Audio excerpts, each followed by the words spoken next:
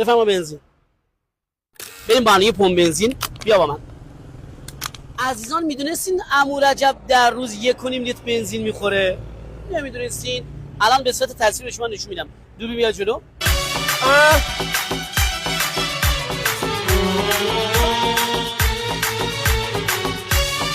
بفرما بنزین.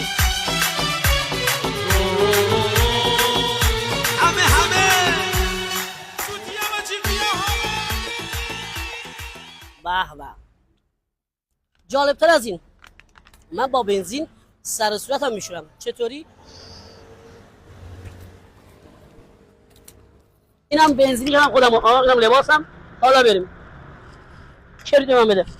کبریت.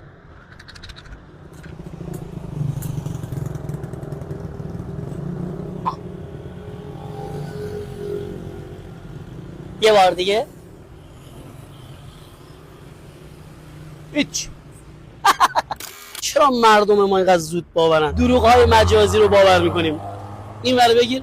بابا اینجا تصفیه آبه. اینقدر زود باور نباشیم. اینقدر هر چیزی رو میبینیم باور نکنیم.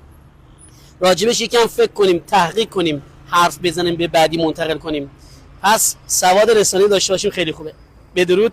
درود.